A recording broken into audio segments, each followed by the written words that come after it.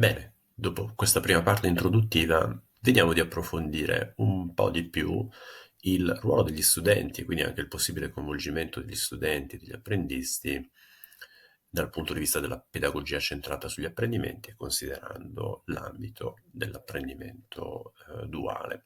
Abbiamo, come vedete in questa slide, una serie di punti fondamentali che scorriamo ora prima di approfondirli e poi vedremo di esaminarli in maniera un po' più analitica. Innanzitutto, uno degli elementi fondamentali, l'avrete già capito nella prima parte di questa presentazione, è il ruolo attivo degli studenti e degli apprendisti. Un altro elemento fondamentale riguarda l'elemento della scelta e della discrezionalità per quanto riguarda le scelte di apprendimento e quindi l'autonomia ad esso collegata. Il terzo punto fondamentale riguarda la possibilità di adattamento della proposta formativa a quelle che sono le esigenze individuali. Questo è uno degli elementi fondamentali per quanto riguarda la personalizzazione e la pedagogia centrata sugli apprendimenti. Il quarto elemento riguarda la partecipazione attiva, è collegato al primo, ma vedremo che ci sono alcune differenze importanti per quanto riguarda l'elemento della partecipazione.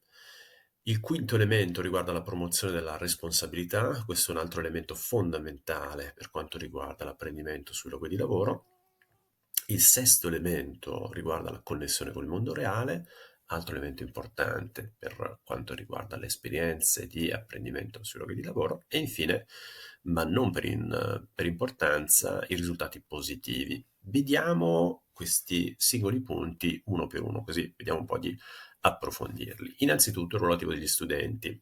Come abbiamo visto nella prima parte, gli studenti da questo punto di vista non sono dei semplici destinatari passivi dell'attività di insegnamento e di apprendimento, anche e soprattutto dei contesti di lavoro, ma devono essere coinvolti dal momento iniziale, che è, nel nostro caso, quella che è la definizione degli obiettivi e quindi nel processo di apprendimento e anche nel processo di valutazione, come se loro potessero e in parte dovessero avere un ruolo non solo di fruitori e di ascoltatori, di spettatori, ma un ruolo di partecipazione. Del resto, i ragazzi si trovano in un'età in cui già possono fare delle scelte autonome, possono prendere parte a alcuni aspetti decisionali e quindi esprimere anche delle opinioni e delle preferenze. Questo non è solo un modo per ascoltarli, è bene ricordarlo, ma è un modo soprattutto per aiutare anche chi forma, perché se la proposta formativa è più aderente rispetto a quelle che sono le caratteristiche dei ragazzi e delle ragazze in formazione, meglio sarà tale proposta e offerta formativa. A questo si collega il secondo punto, che riguarda appunto la possibilità di scelta e di autonomia nelle scelte. Dovrebbero essere più possibili autonomi nel processo decisionale, questo li abituerà sempre di più a prendere delle scelte che sono consapevoli e sono probabilmente anche più efficaci rispetto al loro contesto. E quindi significa che quando è possibile, se è possibile, scegliere ad esempio delle attività specifiche o dei progetti o semplicemente anche delle modalità di realizzazione di progetti e delle attività, è importante coinvolgerli per quanto riguarda le scelte e per coltivare quello che è il processo di autonomia. Ripetiamo, questo non significa che devono fare ciò che vogliono loro, per semplificare molto, ma significa che le scelte dovrebbero essere anche in maniera progressiva il più possibile condivise insieme a loro. Un altro elemento, l'abbiamo visto, è l'adattamento alle loro esigenze individuali. È uno degli elementi fondamentali della personalizzazione, perché ciascun ragazzo, ciascuna ragazza può avere eventuali predisposizioni, chiamiamole così, o delle intelligenze diverse. Noi lo sappiamo, non esiste solo più un modo di guardare all'intelligenza delle persone, sia quella tradizionale che riguarda la comprensione di un testo, le capacità di far di conto, ma riguarda anche intelligenze di vario genere, possono essere intelligenze un po' più sociali, sono ragazzi e ragazze che sono un po' più, tra virgolette, portati nell'interazione con le persone, oppure nell'utilizzare macchinari, oggetti, cose, e significa che questo dovrebbe essere il più possibile preso in considerazione proprio per quanto riguarda l'appaioamento tra le attività che dovranno svolgere durante la loro esperienza di apprendistato e ciò che loro sono o sembrano essere all'inizio dell'esperienza. Quindi tutti quegli aspetti che riguardano i loro interessi, i livelli di competenza precedentemente valutati o quantomeno approfonditi dovrebbero essere utili per adattare la proposta e l'offerta formativa alle loro esigenze individuali. Il quarto punto, l'abbiamo visto, riguarda la partecipazione attiva e deve essere il più possibile coltivata. Non è un'aspettativa che deve essere solo demandata ai singoli ragazzi.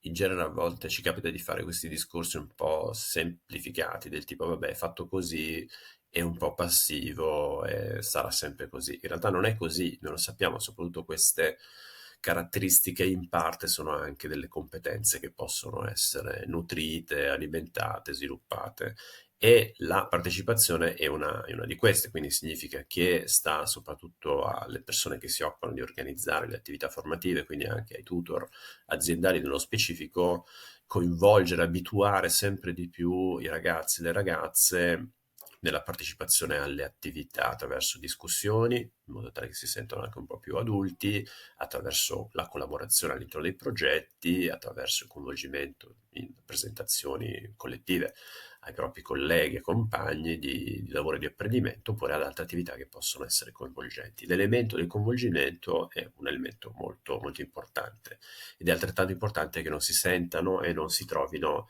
isolati e da soli all'interno del contesto di lavoro e di apprendimento. Collegato a questo, quindi la partecipazione non è solo un modo per attivarli, ma anche per renderli più possibili responsabili, e il che significa che le attività che fanno devono essere il più possibile collegate con quello che è lo scopo e la missione in qualche modo principale dell'azienda nella quale loro lavorano, perché questo fa percepire loro in termini di responsabilità la partecipazione. Ciò che io faccio come singolo, questo dovrebbe essere il loro pensiero, contribuisce all'attività generale dell'azienda, dell'organizzazione che mi ospita e questo abitua da un certo punto di vista a tutta una serie di competenze che sono proprio legate a sentirsi responsabili del proprio lavoro e questo in teoria dovrebbe anche aumentarne non solo la partecipazione attiva, ma anche la qualità dell'attività stessa e quindi avere un impatto sugli aspetti più strettamente motivazionali.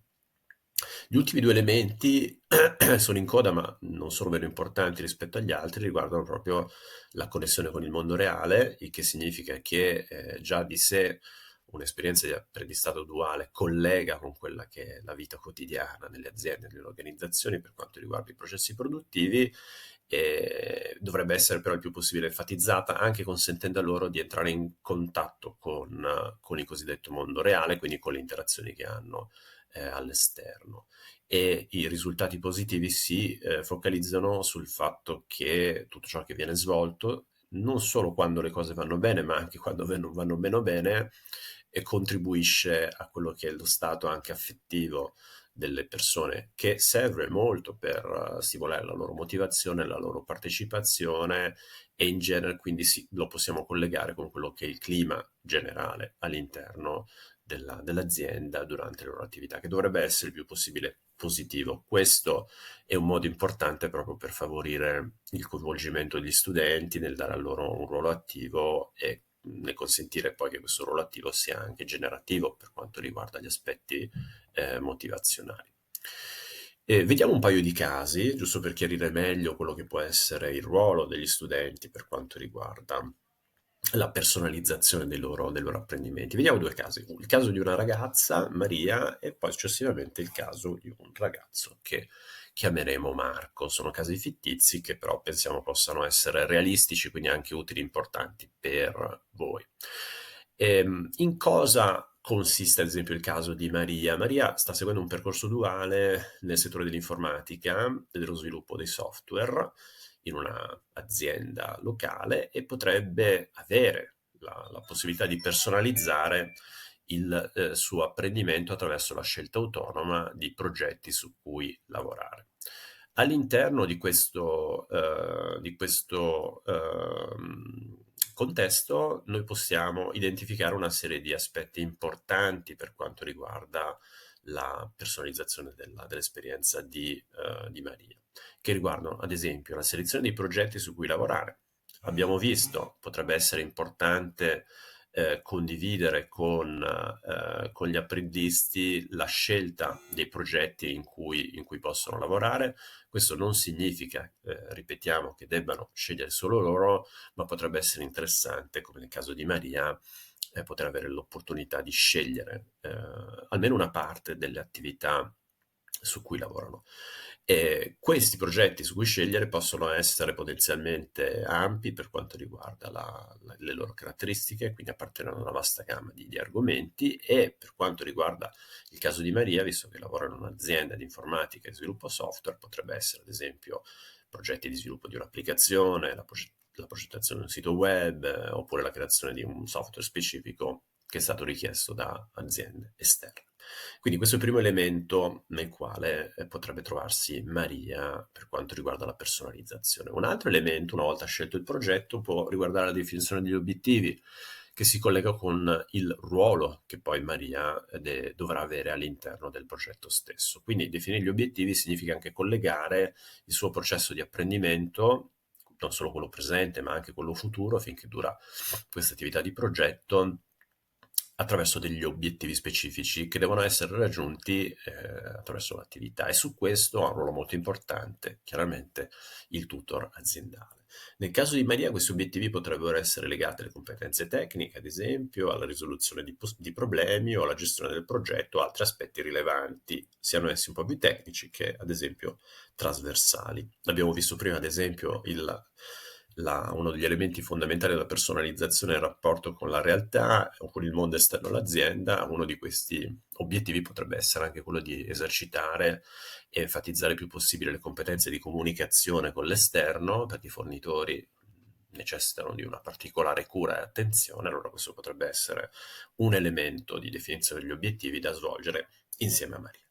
La scelta degli strumenti e delle metodologie si basa anche sul livello di competenze e di padroneggiamento da parte di Maria. Maria potrebbe essere coinvolta, ad esempio, nella scelta degli strumenti e delle tecnologie da utilizzare per il progetto, siano essi alcuni software per la programmazione o altri strumenti o altre procedure che possono essere utili per il suo lavoro. Questa scelta può essere basata sulle sue preferenze personali, sugli interessi specifici o sulle competenze in entrata, ad esempio, che lei ha dimostrato di avere, non solo quindi solo sulle esigenze del progetto. Un altro elemento che rende personalizzata l'attività di Maria è la flessibilità nella tempistica. La tempistica per il completamento del progetto potrebbe essere flessibile non solo per il committente, non solo per l'azienda, ma anche per Maria. Questo consente a Maria di adattare il suo piano di lavoro in base alle sue esigenze personali e alle attività complessive del percorso duale. Questo non serve solo per facilitare la vita di Maria, diciamo, ma serve anche e soprattutto per adattare i suoi tempi di apprendimento che ha in quel momento, e quindi anche le sue possibilità di apprendimento, a quella che è la situazione richiesta. Gli altri elementi fondamentali nell'esperienza di Maria riguardano la modalità di presentazione dei risultati. Maria potrebbe, una volta concluso il progetto o una volta che il progetto si avvia in fase di conclusione, potrebbe avere la possibilità di scegliere le modalità attraverso cui presentare i risultati del suo progetto. Potrebbe, ad esempio, optare per una presentazione formale, la creazione di una demo, ricordiamoci che siamo sempre nell'ambito dell'informatica, la scrittura di un rapporto tecnico e così via. Questo soprattutto per venire incontro a quelle che sono le preferenze o le inclinazioni che Maria ha mostrato nel primo periodo di esperienza di apprendistato duale. Quindi se è più incline, ad esempio, a fare delle comunicazioni in pubblico, è bene sfruttare questa sua inclinazione. Un altro elemento importante nel caso di Maria, lo sarà anche per Marco nell'esempio successivo, è il feedback personalizzato, che come abbiamo visto è un elemento cardine, un altro degli elementi cardine della personalizzazione. Durante il processo di apprendimento Maria potrebbe ricevere molti feedback personalizzati. Personalizzati significa che sono correlati quasi esclusivamente alla sua esperienza, ciò che lei è e sta facendo da parte dei tutor, ma anche da parte dei colleghi o degli esperti del settore, e questo feedback può essere orientato a supportarla nel raggiungere i suoi obiettivi e nel migliorare le sue competenze. Infine, a Maria, come abbiamo visto nella prima parte, viene proposta una o più sessioni di riflessione e di autovalutazione, perché questo le consente di consolidare, di cementare ciò che ha appreso durante l'esperienza collegata a questo progetto, anche per quanto riguarda il collegamento tra ciò che lei è, si sente di essere, le competenze che ha, le caratteristiche che ha e ciò che ha svolto e i risultati che ha raggiunto. Vediamo l'esempio di Marco. Caso simile, ciò che cambia è l'ambito. Quindi passiamo dall'ambito del software e dell'informatica all'ambito della meccanica. Marco quindi viene coinvolto all'interno di un progetto. Abbiamo fatto questi due esempi perché potrebbero essere facilmente adattabili ad altri contesti, ma prendeteli solo come esempi, possono essere effettivamente applicati a qualsiasi altro contesto lavorativo e professionale. Anche in questo caso Marco viene coinvolto nella selezione del progetto. Ripetiamo, se è possibile farlo, l'ideale sarebbe quello di condividere il più possibile la scelta dell'attività con il formando, in modo tale che ci sia una sorta di autonomia o di abitudine anche ad abituarsi a sentirsi responsabile nella scelta del progetto. Stesso discorso per quanto riguarda gli obiettivi, in questo caso Marco potrebbe partecipare alla definizione degli obiettivi considerando le competenze tecniche che ha, la capacità di risolvere problemi complessi rispetto alla meccanica e così via. Stesso discorso per quanto riguarda la scelta degli strumenti e delle metodologie. Marco arriva da un'esperienza che magari è stata prettamente scolastica e quindi ha un livello di partenza, una soglia di partenza di competenze e di conoscenze che riguardano la meccanica, e questo dovrebbe essere tenuto in considerazione per quanto riguarda poi le scelte successive. Come per Maria, anche in questo caso risulta importante la flessibilità nella tempistica per adattarle non solo in termini di convenienza ai tempi di Marco, ma soprattutto nei termini del rispetto del tempo dell'apprendimento di Marco. E anche Marco può avere l'opportunità di scegliere modalità diverse di presentazione dei risultati, dell'esito. Questo aspetto non è banale, perché in genere il fatto di essere riconosciuti nel lavoro che si è fatto e nel processo di condivisione della parte finale del lavoro che si è fatto può aumentare sicuramente la qualità dell'esperienza di apprendimento e anche quel senso di positività di cui parlavamo prima. Anche per Marco, feedback personalizzato, riflessione finale con autovalutazione. Quindi due casi simili che ci fanno capire quali potrebbero essere i vari passaggi per portare a personalizzare l'apprendimento all'interno dei percorsi duali. Vediamo, per concludere questa parte, quali possono essere le sfide della pedagogia centrata sugli apprendimenti in termini anche di possibili problematicità e le possibili soluzioni. Abbiamo una sequenza, vi faccio vedere prima questa slide e poi la slide successiva per vederle un po' in termini un po' più generali. Una prima sfida può riguardare la variazione di competenze di base. Noi lo sappiamo, ci troviamo davanti a ragazzi che sono molto diversi, noi stessi siamo molto diversi, fa parte della natura umana, e quindi significa che la sfida è quella di ritrovarsi all'inizio dei percorsi di apprendistato duale, soprattutto nei contesti lavorativi, con ragazzi con diversi livelli di competenze di base, a seconda del loro background educativo, di ciò che è stato fatto prima e così via.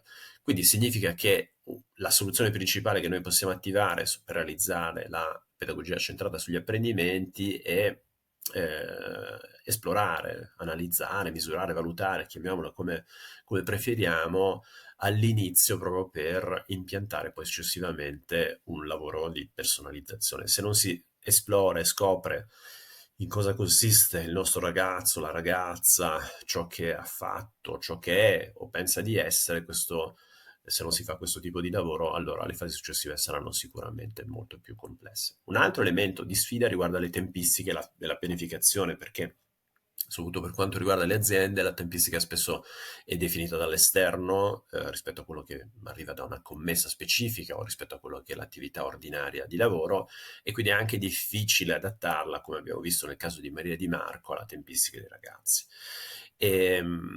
Significa che mettere insieme le esigenze degli studenti con le esigenze del contesto di lavoro e di apprendimento può essere complicato. Allora, la soluzione che ci sentiamo di suggerire è la flessibilità, in modo tale che ci possano essere situazioni anche collegate a scelte di progetti, di obiettivi, che possono essere il più possibile congruenti con le esigenze dei dei ragazzi senza snaturare troppo quella che è la missione dell'azienda. Un altro elemento di sfida riguarda l'accesso alle risorse tecniche e tecnologiche, che ormai riguarda, crediamo, la maggior parte delle professioni. Non tutti in ingresso, non tutti i ragazzi potrebbero avere lo stesso tipo di livello di competenza e di accesso, e quindi significa che una parte iniziale dovrà essere dedicata a livellare il più possibile, soprattutto al rialzo, questi livelli di competenza per rendere tutti in grado di poter svolgere l'attività allo stesso modo. Un altro elemento di sfida è la valutazione equa: come replicare in tutti i casi lo stesso tipo di approccio alla valutazione per dare lo stesso tipo di impatto, si presume positivo nella maggior parte dei casi. La soluzione principale è quella di utilizzare una varietà di strumenti di valutazione, quindi usarne solo uno, ma cercare di differenziarli, anche sovrapponendo le attività con la valutazione stessa, ad esempio i progetti pratici, le presentazioni e tutte quelle attività che mettono insieme l'agire, l'attività, lo svolgimento dei compiti con la valutazione possono essere elementi interessanti per contribuire alla valutazione, a renderla il più possibile equa, in modo tale che tutti possano avere le stesse opportunità di valutazione. Chiudiamo questa sequenza con questi ultimi 3 punti che riguardano le sfide. Il coinvolgimento aziendale, questo è un altro elemento molto importante, che ci fa anche capire che l'esperienza del duale è sempre di più caratterizzata per un'esperienza, seppur temporanea, di partecipazione all'azienda, all'organizzazione, quindi è anche un modo per far sentire quella che è l'appartenenza del singolo ragazzo o ragazza all'organizzazione stessa. E quindi come si può garantire questo coinvolgimento? La strategia principale è quella di stabilire una comunicazione aperta con le aziende, da parte soprattutto delle istituzioni formative, per comprendere le loro esigenze, per capire anche quali sono in quello specifico momento le loro necessità, che riguardano non solo gli aspetti tecnici e professionali, ma anche gli aspetti un po' più relazionali e le caratteristiche che alcune persone in arrivo da loro potrebbero, dovrebbero avere per garantire il più possibile questo scambio tra azienda e organizzazione. Questo faciliterebbe notevolmente anche l'attività di valutazione stessa.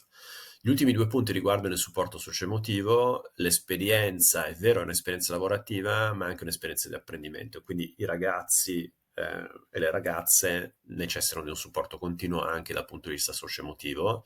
Gli studenti in formazione duale possono sperimentare uno stress aggiuntivo perché devono mettere insieme impegni lavorativi e impegni scolastici o di apprendimento in maniera alternata. Quindi significa che sempre di più lato tutor aziendale è necessario anche un supporto, un approccio che dia questo tipo diciamo, di copertura e di appoggio per quanto riguarda gli aspetti emotivi e sociali, per soprattutto attività di ascolto. Ecco, la richiesta non è quella di essere dei piccoli psicologi costantemente a supporto dei nostri ragazzi, ma quella di essere il più possibile vicini a loro, di ascoltarli e di prendere in carico quali possono essere le eventuali problematiche che loro hanno.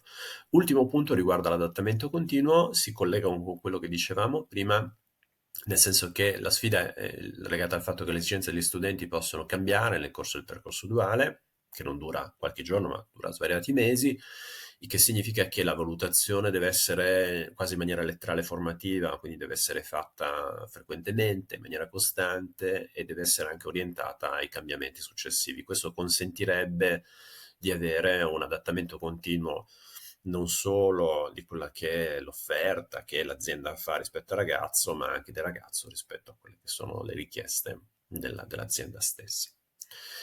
E quindi questo garantirebbe un approccio il più possibile vicino e prossimale, che realizza pienamente quella che è la pedagogia centrata sugli apprendimenti, considerata all'interno di questa presentazione.